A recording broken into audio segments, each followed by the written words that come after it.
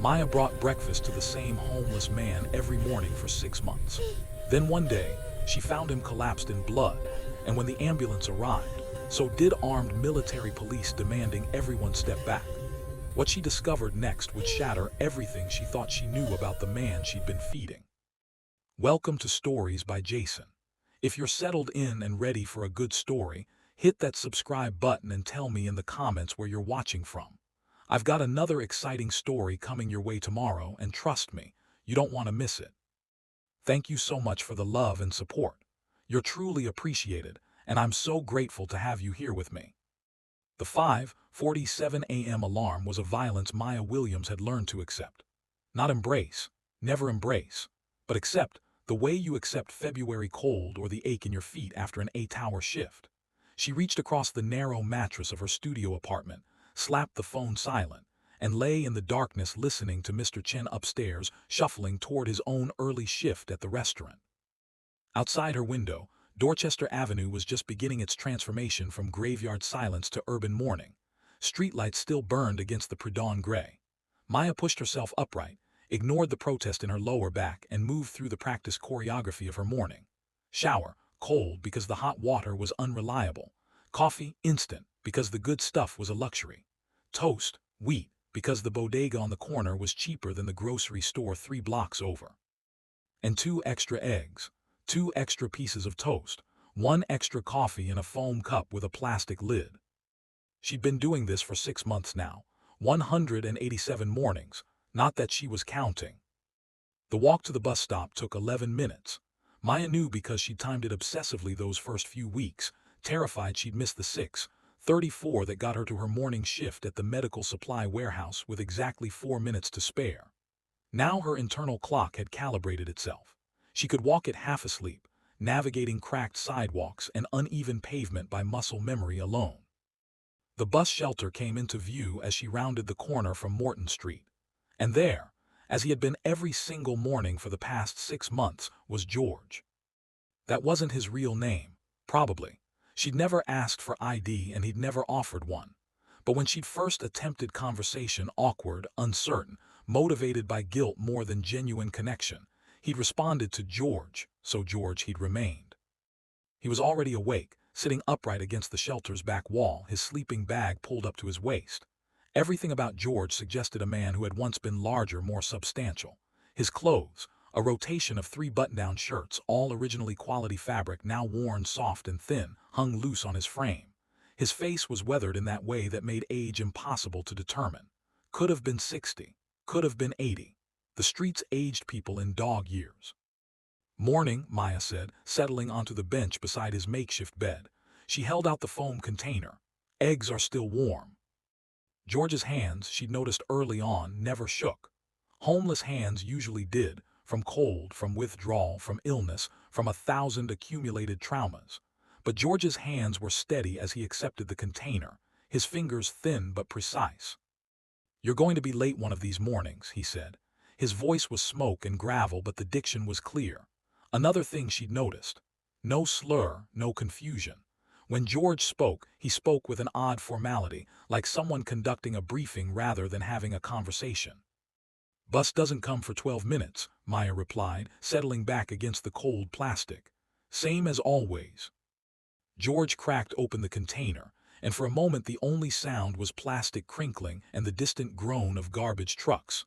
Then, "I ever tell you about the helicopter?" "Which helicopter?" Maya asked, because there had been several helicopters in George's stories. Many helicopters, an improbable number of helicopters. "Kinshasa, 1987. He bit into the toast, chewed thoughtfully. "We weren't supposed to be there. Technically, we were never there. But we were there, middle of the night, pulling a French engineer out of a situation that had gotten complicated." Maya had heard variations of this story before. George's narratives always had the same structure: classified location, impossible mission, last-minute extraction. The details changed. Sometimes it was the Congo, sometimes Beirut, sometimes somewhere she'd never heard of, but the framework was consistent. The thing that bothered her, the thing that had bothered her increasingly over these 6 months, was how specific the details were. "The pilot's name was Rodriguez," George continued. Young guy, maybe 25, but hands like a surgeon. Had to set us down in a clearing the size of a tennis court, no lights, using night vision and instinct. When we lifted off with the engineer, we took fire. Nothing major, small arms, but Rodriguez never flinched. Just tipped the bird forward and we were gone. What happened to Rodriguez? Maya asked, against her better judgment. She'd learned not to engage too deeply with the stories. They were either delusions or lies, and either way, they led nowhere productive. But George's face did something complicated. Not quite a smile, but something in that vicinity. Flew for another 15 years, made colonel, died in a training accident in 2002. His daughter sent me a letter after. He paused. Before, George said that word sometimes, usually trailing off afterward. Before what? Before homelessness. Before whatever break had occurred in his life that had landed him at this bus stop. Maya wanted to ask. 6 months of mornings, and she'd never pushed past the surface. Partially because she was afraid of the answer. Partially because she was afraid there was no answer, just the recursive logic of a broken mind creating patterns from chaos. The thing about classified work, George said quietly, staring at the eggs, is that when you're in it, you're everything. You're essential. You're trusted with information that could bring down governments. They fly you first class, give you code names, tell you you're saving the world. He looked up and his eyes, pale gray, startlingly clear, met hers. And then one day, you're not in it anymore. And it's like you never existed at all. All those missions, all those secrets, all those years, poof, gone. You try to prove you were there, but the documents are classified. You try to get your benefits, but your service record has holes in it the size of decades. You try to tell people who you were, and they look at you like you're crazy. The bus's headlights appeared at the end of the block, right on schedule. Maya stood, gathering her things. "I'll see you tomorrow," she said. "Maya," George said, and the sound of her name in his mouth made her pause. He so rarely used it. "Thank you, I mean that. Not just for the food, for treating me like I'm still here." She nodded, throat suddenly tight, and climbed onto the bus. The entire ride to the warehouse, she couldn't shake the feeling that George's stories weren't fantasies at all. They were confessions.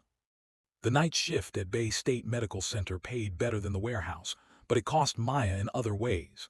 The fluorescent lights were relentless. The overnight hours scrambled her sleep schedule into meaningless fragments. And the work itself, restocking supplies, cleaning equipment, processing endless reams of paperwork, was mind-numbing in its repetition. But it paid the bills. Barely. And it kept her too busy to think about bigger questions, like what she was doing with her life, or why a 23-year-old woman with a college degree was working 2 jobs just to afford a studio apartment in a neighborhood where gunshots were background noise. She got home at 2:17 a.m., microwaved leftover rice, scrolled through her phone with unfocused eyes and collapsed into bed. 4 hours later, the alarm screamed. And the ritual began again. Day 188 started like all the others. Same pre-dawn darkness, same mechanical routine, same 11-minute walk.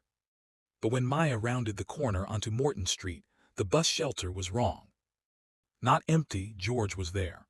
But he was different, positioned differently. Instead of sitting upright against the wall, he was hunched forward, sleeping bag pulled up around his shoulders, head bowed. "George," Maya called as she approached. No response.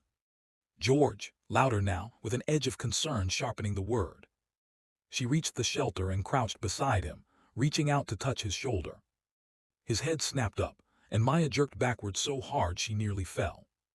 George's face was a mask of confusion and fear.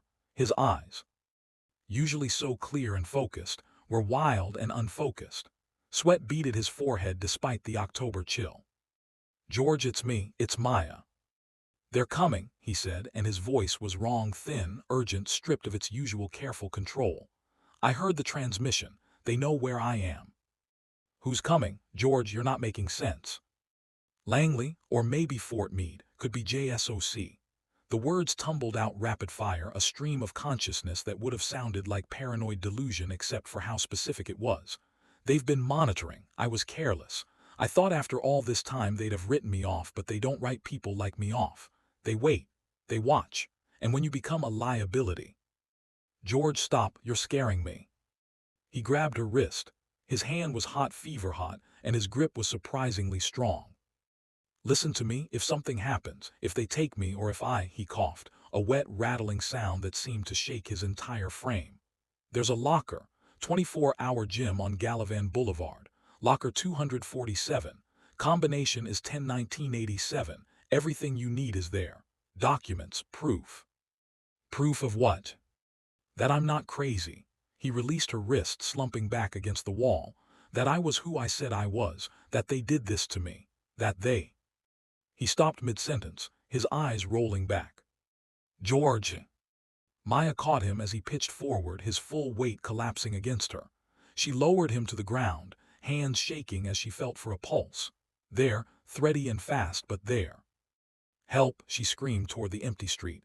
"Someone call 911. A light came on in the building across the street. Then another. Maya fumbled for her phone, her fingers clumsy with panic, and managed to dial. 911, what's your emergency?" "There's a man, he's collapsed, he's burning up," the words tangled in her throat. "We're at the bus shelter on Morton and Dorchester. Please hurry." The operator's voice was calm, methodical, asking questions Maya barely registered. She kept her hand on George's chest, feeling the rapid rise and fall of his breathing. "Stay with me," she whispered. "Come on, George, stay with me." Sirens in the distance, growing closer. What Maya didn't see, couldn't have seen from her position on the ground, was the black SUV that pulled up half a block away, engine idling, windows tinted dark. Or the figure in the passenger seat raising a camera with a telephoto lens. The ambulance arrived in 6 minutes. Maya knew because she counted every second, her hand pressed against George's chest, feeling the frightening speed of his heartbeat like a trapped bird battering against his ribs. 2 paramedics emerged, moving with the practiced efficiency of people who'd done this 1,000 times. The first, a broad-shouldered black man with kind eyes, knelt beside George, while the second, a younger white woman with her hair in a tight bun, began pulling equipment from the rig. "How long has he been unconscious?" the first paramedic asked, already checking George's vitals. 3 minutes, maybe 4. Maya's voice sounded strange in her own ears, too high, too thin. "He was talking, then he just collapsed." "Is he diabetic? Any medical conditions you know of?" I don't know, Maya faltered, suddenly aware of how little she actually knew. 6 months of mornings and she couldn't answer the most basic medical questions. "Fever's 103.2, the woman said, reading a digital thermometer. BP's 160/95, heart rate's 142. "Sepsis?" the man asked. "Could be, let's get him loaded." They moved George onto a stretcher with professional speed, strapping him in, adjusting IVs. Maya stood awkwardly to the side, unsure whether to leave or stay, whether she had any right to be involved at all. "Are you family?" the male paramedic asked as they prepared to lift the stretcher. "No, I'm just—" Maya paused. What was she? A good Samaritan, a guilty liberal, someone who'd been bringing breakfast to a homeless man because it made her feel less complicit in a system that created homelessness. "I'm his friend." Something in the paramedic's expression softened. "You want to ride with us?" Maya looked at her phone.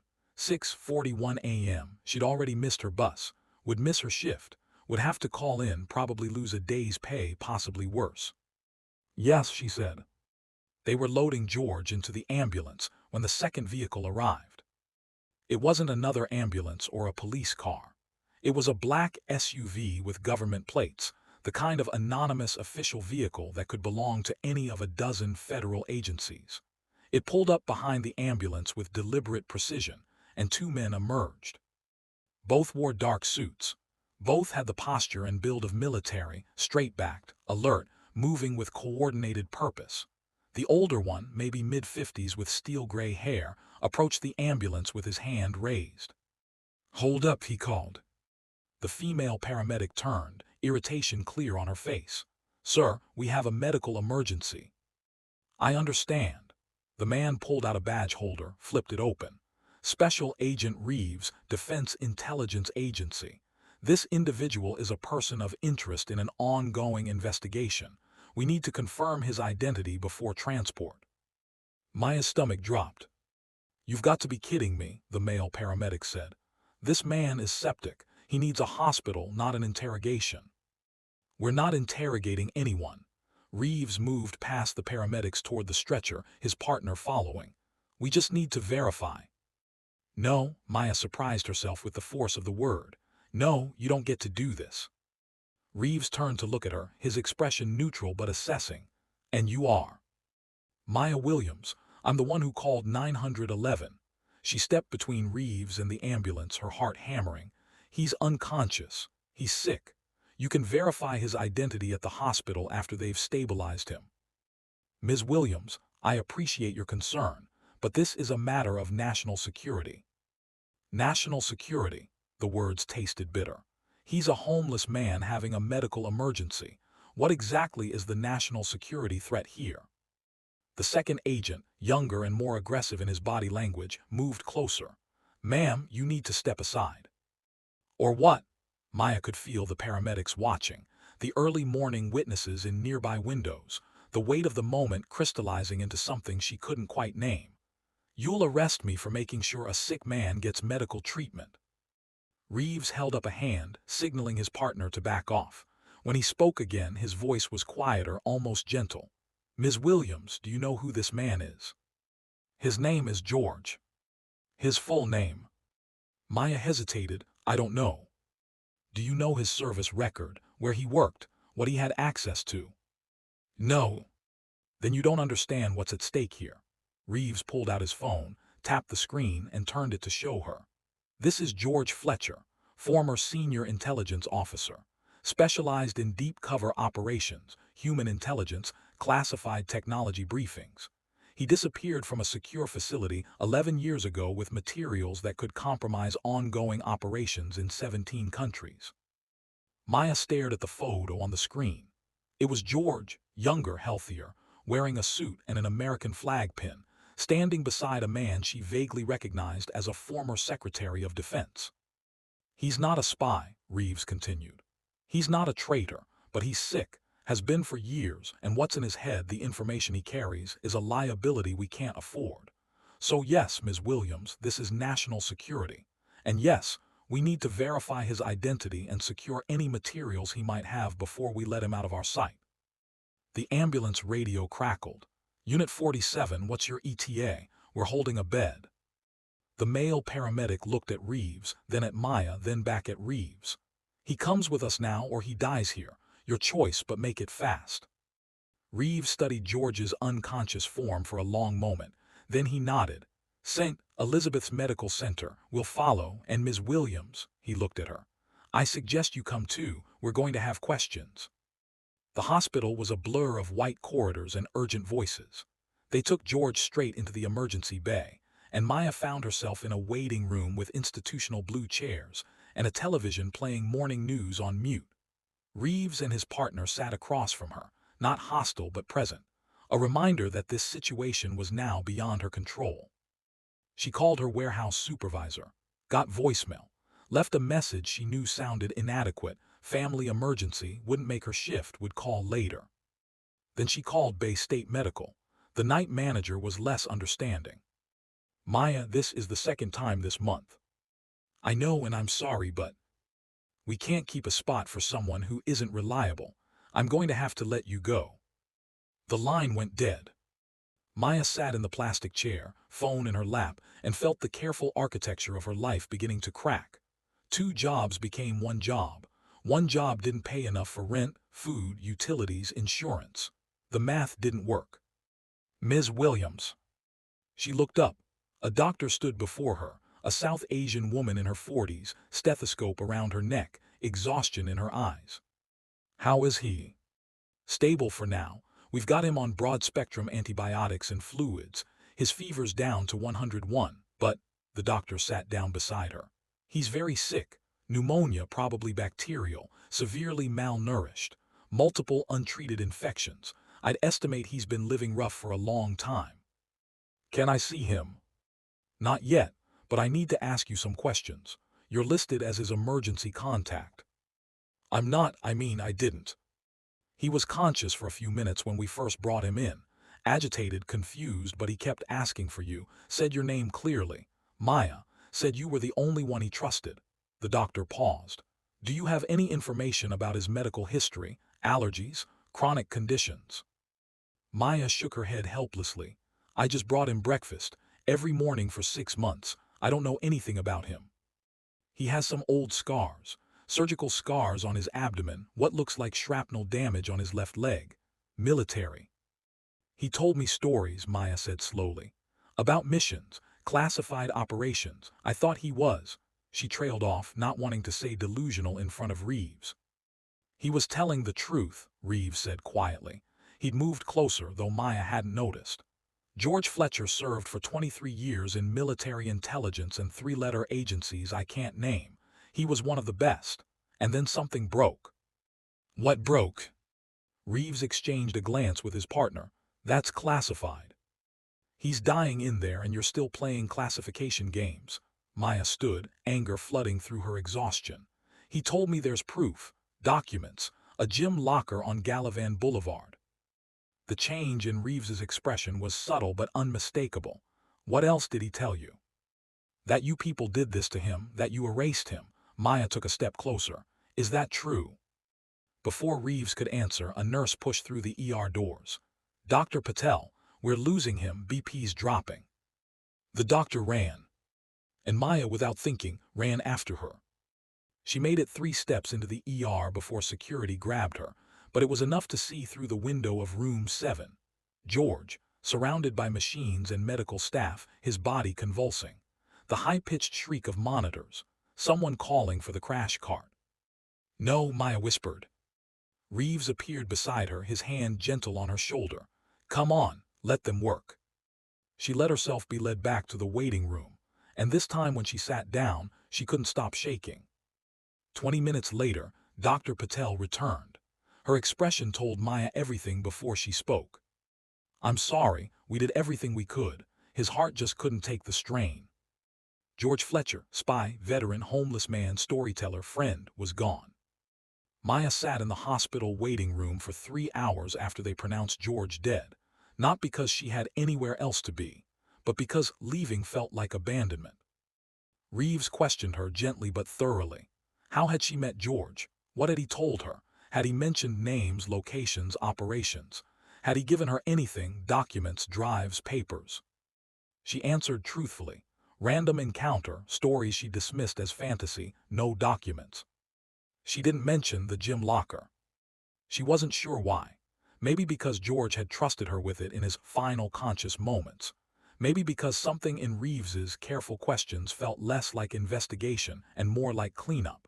Maybe because she was tired of being helpless. Finally, Reeves stood. We'll need to examine his belongings, everything from the bus shelter. He didn't have anything, just his sleeping bag and some clothes. Nevertheless, Reeves handed her a card. If you remember anything else, call me. And Ms. Williams, George's service is still classified. Anything he told you is legally protected information. Do you understand what that means? It means you're asking me to forget him. It means some stories aren't meant to be told. After they left, Maya walked out into the gray morning. It was almost noon, but the sky still looked like dawn, overcast and ambiguous. She pulled out her phone and searched for 24-hour gyms on Gallivan Boulevard. Found one. The bus ride took 40 minutes. Maya spent it staring out the window, watching Boston scroll past in a montage of brick and concrete and complicated history. She thought about George's steady hands, his careful diction, the way he'd said her name, Maya, like it mattered. The gym was a franchise operation with bright signage and mirrored windows. Maya pushed through the doors and approached the front desk, where a young man with impressive biceps and a name tag reading Tyler looked up from his phone. Help you.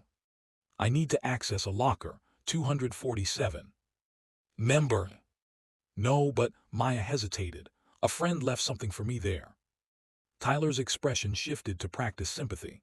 Look, I'm sorry, but we can't just let non-members access lockers. Privacy policy.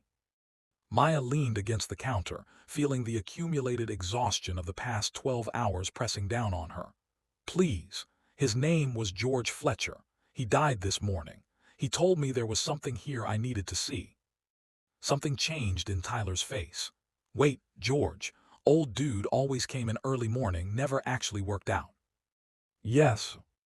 Ah man, I'm sorry. Tyler glanced around, then lowered his voice. Look, technically I'm not supposed to do this, but George was cool. Always tipped me at Christmas even though, I knew he was struggling. Locker 247. 247. Tyler typed on his computer, then grabbed a master key. Come on, if my manager asks, you're his niece. The locker room was empty, the air heavy with chlorine and artificial pine. Tyler led her to the bank of day lockers, found 247, and unlocked it. I'll give you a minute, he said and left.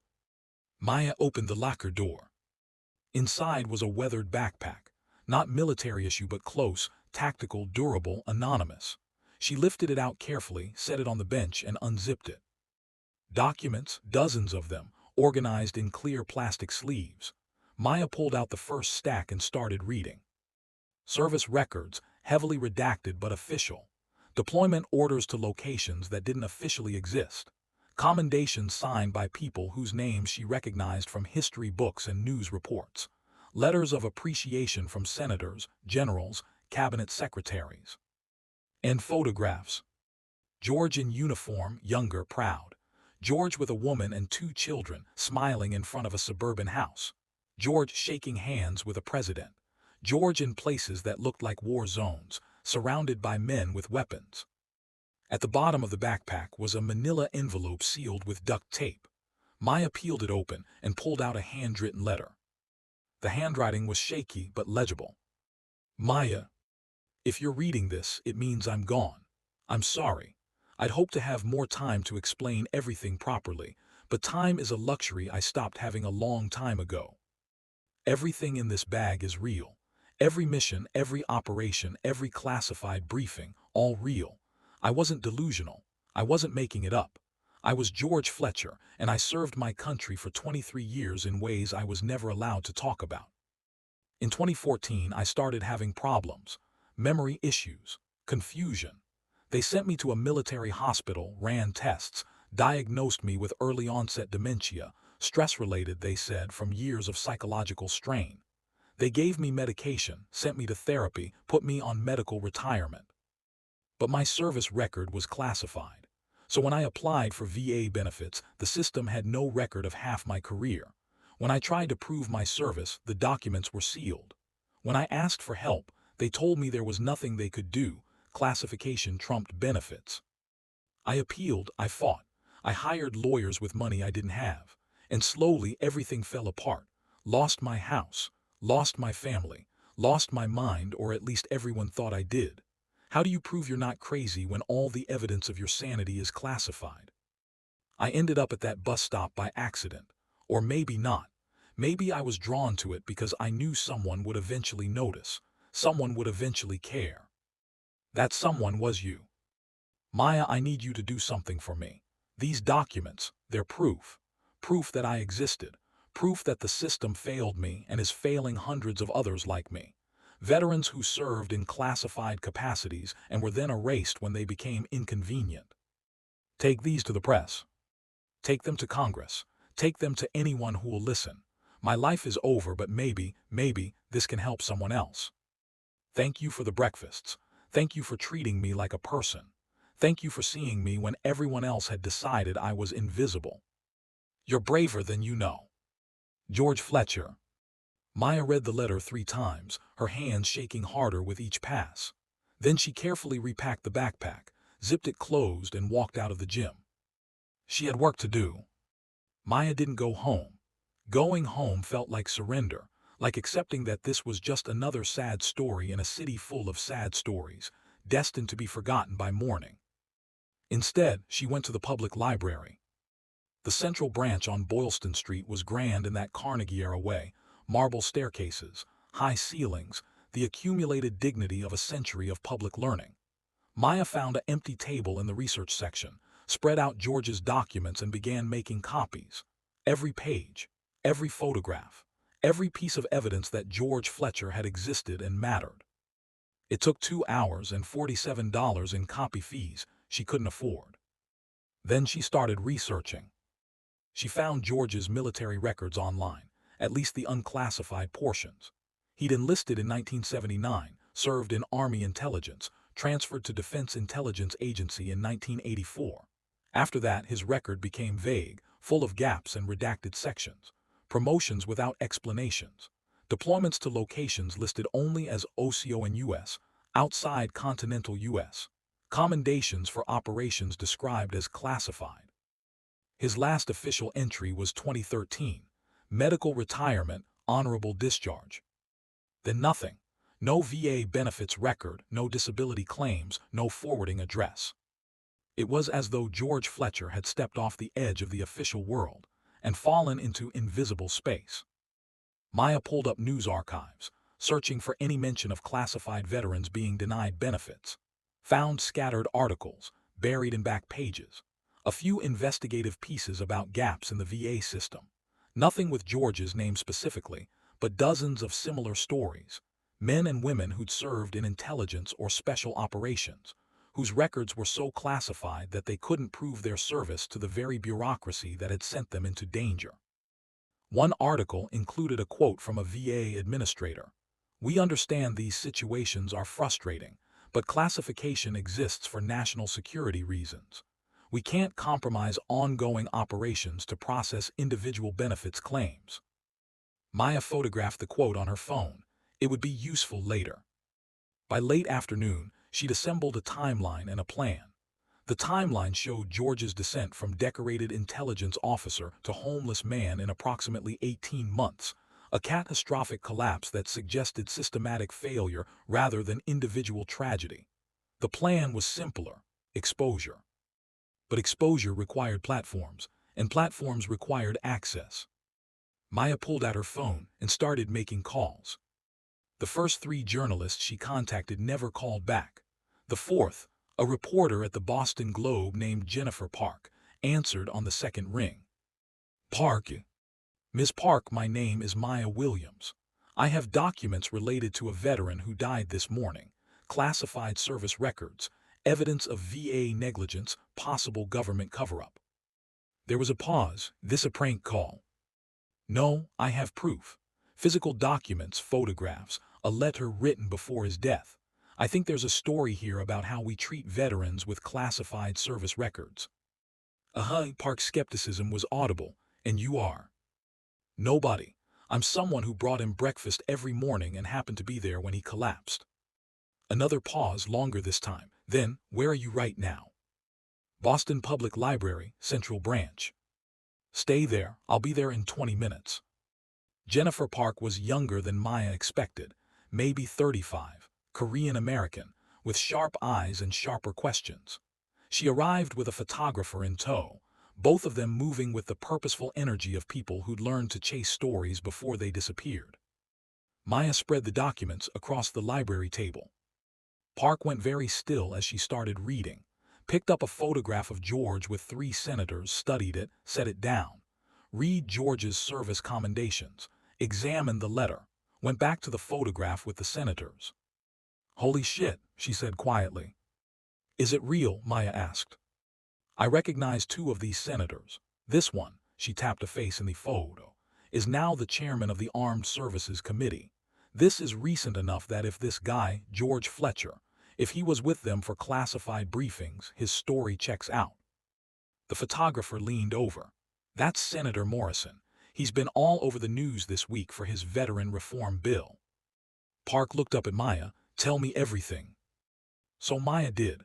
The morning ritual, the stories she dismissed, the collapse and the federal agents and the gym locker, George's letter and his final request, the system that had erased a decorated veteran because his service was inconvenient to acknowledge. Park took notes on her phone, occasionally interrupting with clarifying questions. The photographer shot pictures of the documents, careful to capture every detail. "This is big," Park said finally. "Potentially front-page big, but I need to verify some things. These service records, I'll need to cross-reference them with DoD databases, confirm the commendations are genuine. Can I take copies?" "I already made you a set." Maya pushed a folder across the table. Park smiled. Smart. Look, I'm going to be honest with you, this story is going to attract attention, federal attention, the kind that comes with lawyers and gag orders and people asking if you're sure you want to go down this road. Are you sure? Maya thought about George sitting against the bus shelter wall, telling stories nobody believed.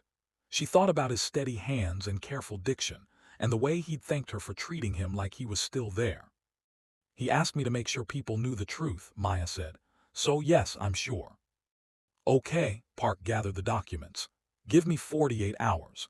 I need to lock down sources, get confirmation from DOD, maybe reach out to some of these senators for comment. Can you stay available? I just lost one of my jobs, so yes, I'm available. Park paused at that. Lost your job because of this? Missed a shift, they fired me. Include that in the story. Maya hesitated, then nodded. Sure, why not? If we're exposing the whole system, might as well be thorough. The call from Agent Reeves came that evening.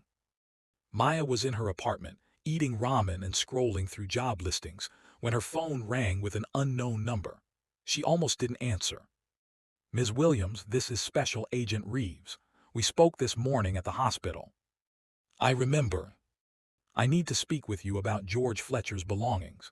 We've completed our search of the bus shelter, but we're missing some items we believe he possessed. Personal effects. Documents. Maya's pulse quickened. What kind of documents?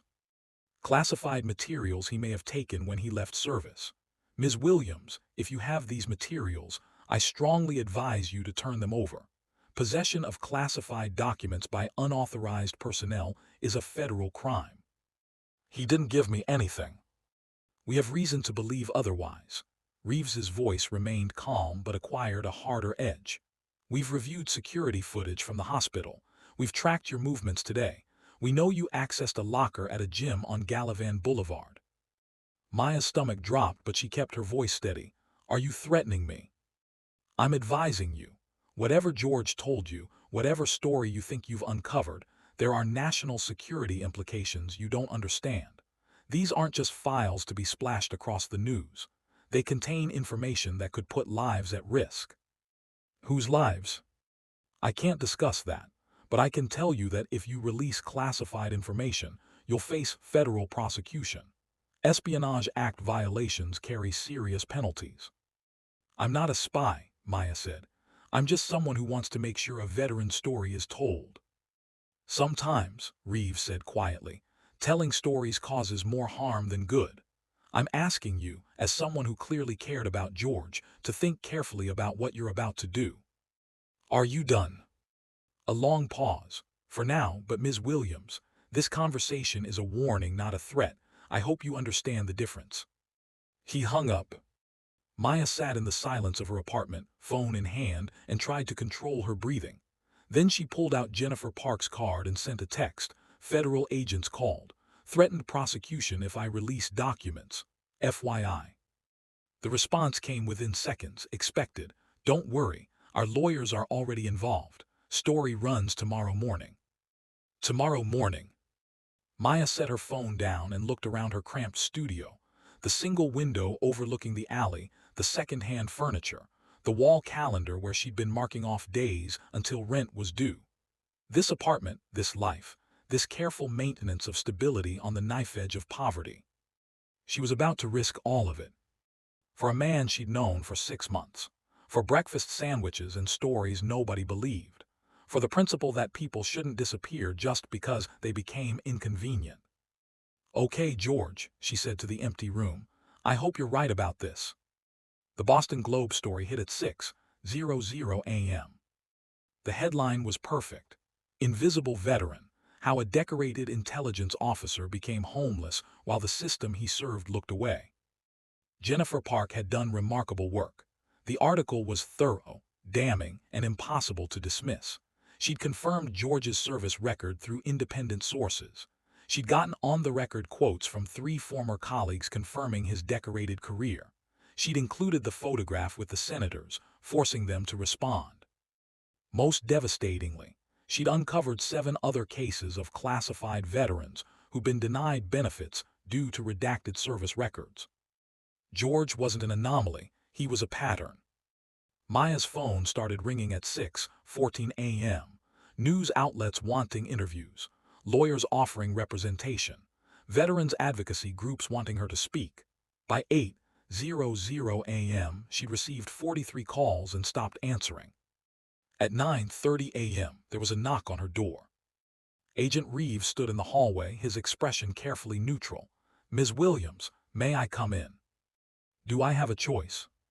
"You always have a choice." But he stepped inside when she moved back, his eyes scanning her small apartment with professional assessment. "I read the article," Reeves said. "I assume you're pleased with yourself." "I'm pleased George's story is finally being told.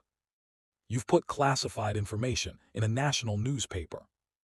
I put redacted documents and unclassified photographs in a newspaper. Your agency has already confirmed that none of the material violates active classification." Reeves's eyebrows rose slightly. "You checked with our press office?" "Jennifer Park did, thoroughly. Your lawyers cleared everything yesterday afternoon." Maya crossed her arms. "So if you're here to arrest me, you should know I have a very good lawyer now, pro bono courtesy of the ACLU." For the first time, Reeves smiled, brief, almost approving. "I'm not here to arrest you. I'm here because—" he paused, seeming to choose words carefully, "because you deserve to know the truth about George Fletcher." "I know the truth. It's in the newspaper." "You know part of it." Reeves moved to the window, looked out at the alley. "George was brilliant. Genuinely one of the best intelligence officers I ever worked with. He could read situations, build relationships with assets, extract information without people realizing they were being extracted. He was fearless and compassionate in equal measure, rare combination in that field." "So what happened?" "Syria, 2013. He was running a network of sources providing intelligence on chemical weapons. One of his assets got compromised. The entire network was rolled up, tortured, killed. George was extracted, but Reeves turned back to Maya. "He never recovered, blamed himself, started having nightmares, panic attacks. The dementia diagnosis came later, but I think the guilt came first." "And you just let him disappear?" "We tried to help, provided medical care, therapy, medication. But his service was so classified that when he needed VA benefits, the bureaucracy couldn't process him. We kept telling ourselves we'd fix it, push the paperwork through, make an exception. But there were always other priorities, other emergencies. And George kept falling through the cracks until one day he was just gone." Reeves pulled out his phone, showed Maya a photograph. George in an office, laughing with colleagues, looking healthy and whole. "We failed him," Reeves said quietly. "The system failed him, not because anyone was malicious, but because the system was never designed to handle people like George. People who served in shadows and then needed help in the light." "Is that an apology?" "It's an acknowledgement." Reeves pocketed his phone. "The article this morning, it's causing a stir. Senate Armed Services Committee has already scheduled emergency hearings. The VA administrator is calling for a review of classification protocols. You forced a conversation that should have happened years ago." "Good." "Maybe." Reeves moved toward the door, then paused. "One more thing, George left something else. Not documents, a request." He pulled an envelope from his jacket and handed it to Maya. Her name was written on it in George's handwriting. "How did you—" "He gave it to me 2 years ago when I tracked him down to that bus shelter and tried one last time to bring him in. He said if anything happened to him, I should make sure you got it." Reeves opened the door. "For what it's worth, Ms. Williams, he was right about you. You are braver than you know." After Reeves left, Maya opened the envelope with shaking hands. Inside was a single photograph and a short note. The photograph showed George with his family, the woman and 2 children from the earlier pictures, but years later. The children were grown, the woman was gray-haired, and everyone looked sad. The note read, "Maya, this is my family, was my family. We haven't spoken in 8 years. They think I'm crazy. They think I gave up on them. I don't blame them. The evidence supports their conclusion. If you're reading this, I have a favor to ask. Find them. Tell them I wasn't crazy. Tell them the stories were real. Tell them I loved them, even when I was too broken to show it properly. And tell them I'm sorry.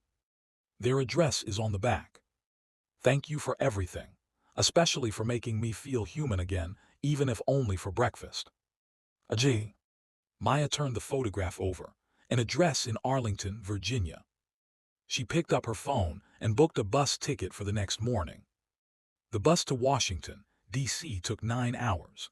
Maya spent most of it staring out the window, watching the East Coast scroll past in a blur of autumn colors and urban sprawl, the photograph of George's family heavy in her jacket pocket. She'd never done anything like this before, confronting strangers with devastating news about someone they'd once loved. What if they didn't believe her? What if they didn't care? What if reopening this wound caused more harm than healing? But George had asked, and after everything she owed him this. The address led her to a modest 2-story house in a quiet Arlington neighborhood, the kind of place where American flags hung from porches and minivans sat in driveways.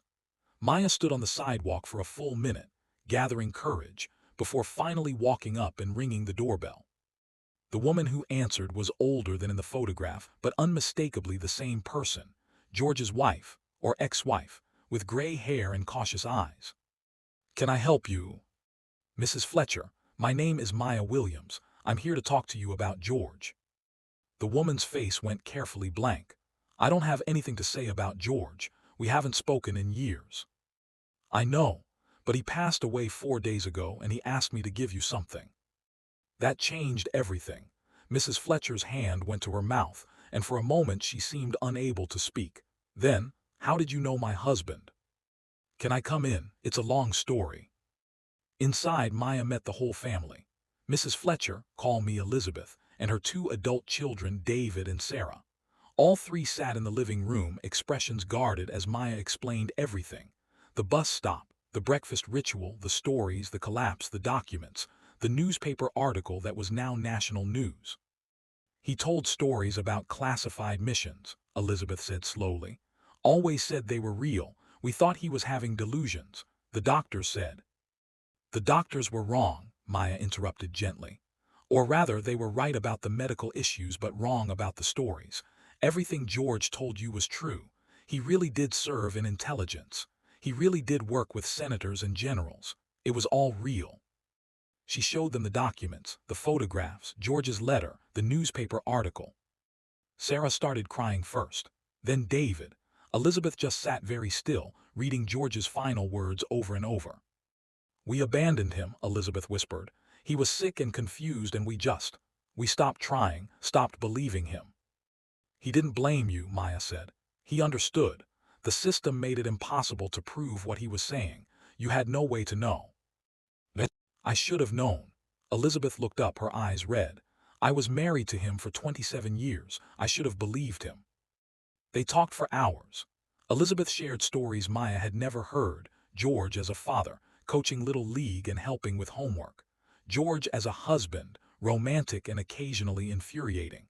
George before the missions and the classification and the slow collapse into homelessness.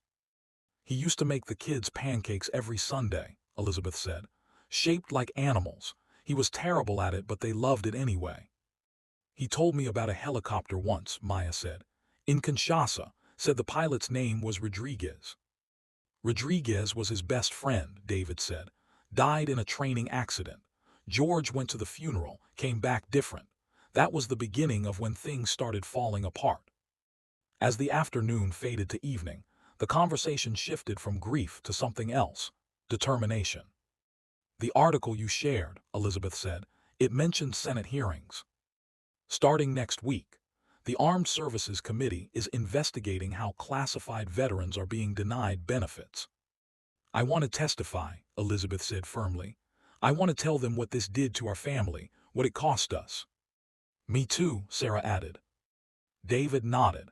"He served his country. The least we can do is make sure his service meant something."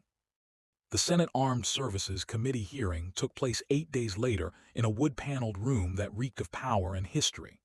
Maya sat at the witness table, flanked by Elizabeth Fletcher and Jennifer Park, facing a semicircle of senators and a gallery packed with journalists and veterans advocates. Senator Morrison, the same man who'd appeared in George's photograph, chaired the hearing. He looked older now, gravity pulling at his features. "Ms. Williams," he began, "thank you for being here. Can you tell the committee how you came to know George Fletcher? Maya took a breath and began her testimony. She told them about the bus stop and the breakfast sandwiches and the stories nobody believed. She told them about George's collapse and the federal agents and the gym locker full of proof. She told them about a system so broken that a decorated veteran could die on the street, while the very institution he'd served pretended he didn't exist. George Fletcher gave 23 years to this country, Maya said, her voice steady. He went places we'll never know about, did things he could never talk about, kept secrets that probably kept people safe. And when he needed help, when his mind started betraying him and his body started failing, the system told him he didn't exist because his service was too classified to acknowledge. She pulled out the photograph of George with the senators. Senator Morrison, you're in this picture, standing next to George at some kind of briefing, so you know he existed, you know he served. How did we let him end up homeless and forgotten? The room was absolutely silent. Morrison cleared his throat. Ms. Williams, I remember that briefing. George was brilliant. The intelligence he provided shaped policy decisions that saved lives. And you're right, we failed him, not just as a government but as individuals who knew him and didn't do enough when he needed us. Another senator leaned forward. Ms. Williams, what would you say to people who argue that national security requires these classification protocols, even if they create these gaps? I'd say that national security includes taking care of the people who protect it, Maya replied. If our secrets are more important than our veterans, then what exactly are we protecting? And if we can't find a way to honor both classification and care, then we're not smart enough to be handling either. The hearing lasted 6 hours. Elizabeth testified about watching her husband disappear into bureaucratic limbo. David and Sarah spoke about growing up thinking their father was a liar, only to learn he'd been telling the truth all along. Veterans advocacy groups presented evidence of dozens of similar cases. By the end, Senator Morrison was visibly shaken. This committee will draft emergency legislation, he announced. The Fletcher Act, in honor of George Fletcher and all veterans like him. It will mandate special protocols for classified service veterans, ensure VA access regardless of classification status, and create independent review boards to prevent these situations from occurring. This is not optional. This is owed. The gallery erupted in applause. The Fletcher Act passed the Senate 6 weeks later by a vote of 94-4. It moved through the House in near-record time and was signed into law on a cold December morning by a president who admitted his own father had served in intelligence and faced similar struggles. Maya watched the signing from the audience, surrounded by veterans and advocates and journalists. Jennifer Park was there, having won several awards for her Fletcher coverage. Elizabeth and her children sat in the front row, holding a photograph of George in his uniform. During his remarks, the president mentioned Maya by name. Maya Williams did what all of us should aspire to do. She saw someone in need and she helped, without asking what she'd get in return, without demanding recognition. She just brought breakfast and treated a forgotten man with dignity. And in doing so, she exposed a systemic failure and forced us to do better. Maya, on behalf of a grateful nation, thank you. The applause was thunderous. Afterward at the reception, Senator Morrison approached Maya with an older man in a military uniform, General Ashford, she learned, former director of the Defense Intelligence Agency. Ms. Williams, the general said, I owe you an apology. George Fletcher worked for me. I knew he was struggling. I told myself someone else would handle it. No one did. What matters is what happens next, Maya said. Agreed. The general handed her a card. We're establishing the George Fletcher Memorial Fund. It'll provide support for classified service veterans navigating the VA system. We'd like you to serve on the board. I'm not qualified. You're the most qualified person I know, the general interrupted. You did what our entire system failed to do. You cared. That's the only qualification that matters. Maya returned to Boston 2 days later. The warehouse had rehired her. Publicity from the Fletcher case had made her something of a local hero. But she gave notice anyway. She'd been accepted into a nursing program at UMass, tuition covered by a scholarship established in George's name. Her first day back, she woke at 5:47 a.m. out of habit. made coffee, made toast, made eggs. And then, without really deciding to, she packed an extra breakfast and walked to the bus shelter on Morton and Dorchester. A different person was sleeping there now, a younger black man, maybe 30, with haunted eyes and a military-issue jacket. Maya didn't know his story, didn't know if he'd served or suffered or simply fallen through society's many cracks. But she knew he was there, and she knew that seeing someone was the first step to saving them. "Morning," she said, holding out the foam container. "Eggs are still warm." The man looked at her with confusion and suspicion, and something that might have been hope. "Why?" "Because everyone deserves breakfast," Maya said simply. She sat down on the bench, the same bench where she'd sat with George for 6 months, and watched the sun rise over the city. The bus would come soon, but first there was this: 2 people sharing a morning, proving that kindness didn't need permission or recognition or even hope of success. It just needed to be done. Somewhere Maya thought George was smiling. 4 years later, the George Fletcher Memorial Fund had helped 2,847 veterans navigate the VA system. The Fletcher Act had closed the classification gap, ensuring that no veteran's service would be erased by bureaucratic oversight. Elizabeth Fletcher had become a tireless advocate, speaking at colleges and military bases about the cost of silence. And Maya Williams had graduated from nursing school, accepted a position at the VA Boston healthcare system, and spent her mornings helping veterans whose stories had been forgotten. She still brought breakfast to the bus shelter. Different people now. The city's homeless population was a rotating cast of America's failures, but the ritual remained. Some mornings she sat and talked. Some mornings she just handed off the food and left. It didn't matter. What mattered was showing up. On the anniversary of George's death, Maya returned to the bus shelter at dawn.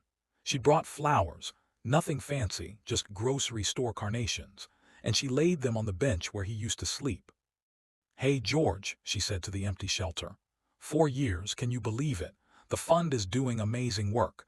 Elizabeth is incredible. Your kids are proud of you. And the Fletcher Act has helped thousands of people. A bus pulled up, idled, pulled away. "I start my master's program next semester. Specialized care for veterans with PTSD. I figure you'd approve." She smiled. "I think about you every morning, about how you trusted me with your story when you had no reason to, about how you made me understand that small acts matter, even when nobody's watching." The sun was rising now, painting the sky in shades of amber and rose. "Thank you for the lesson," Maya said softly. "Thank you for seeing me too." She stood, adjusted her bag, and walked toward her future. A future built on breakfasts and kindness, and the understanding that dignity was something you gave freely, not something people had to earn. The bus shelter stood empty, but it wasn't abandoned. It was waiting. For the next person who needed to be seen. For the next morning ritual. For the next small act that would change everything. What would you have done if you'd walked past George every morning? Would you have stopped? Would you have seen him, really seen him, or would he have just been part of the background noise of your daily commute? This story should make you angry. It should make you furious that a decorated veteran could serve his country with distinction for 23 years and die homeless on a city street because the system he protected couldn't be bothered to remember him. But more than anger, this story should give you hope, because one person with nothing but breakfast sandwiches and basic human decency exposed a systemic failure and forced change at the highest levels of government. Maya Williams wasn't a senator or a general or a journalist. She was a 23-year-old woman working 2 jobs, barely making rent, who decided that feeding a homeless man was more important than arriving to work 3 minutes early. That choice, that small, daily choice, saved thousands of lives and reformed a broken system. You have that same power, right now, today. If this story moved you, if it made you angry or proud or reminded you why kindness matters, I need you to do 3 things. First, smash that like button. Every like tells the algorithm that stories about real justice and systemic change matter more than clickbait. Make this story trend. Force people to see it. Second, comment below with "justice served" if you believe Maya did the right thing, or tell me about a time you chose to help someone when nobody was watching. Let's build a community of people who refuse to look away from suffering. Third, subscribe and hit that bell icon, because this channel is dedicated to stories like George's, stories about ordinary people standing up to injustice, about systems failing and communities fighting back, about the quiet heroes who change the world one small act at a time. More stories are coming. Stories that will restore your faith in humanity and remind you that change is possible. We've got hundreds of veterans still falling through the cracks. We've got thousands of people sleeping on streets in the richest country in the world. We've got systems that value classification over compassion, procedure over people, efficiency over humanity. But we also have Maya Williams.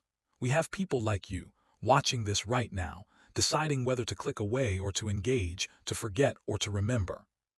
Choose to engage, choose to remember, choose to be the person who brings breakfast. Like, comment, subscribe, share this story, and then go out and create your own story of kindness that costs you something. I'll see you in the next story. Stay brave, stay kind, and never stop fighting for what's right.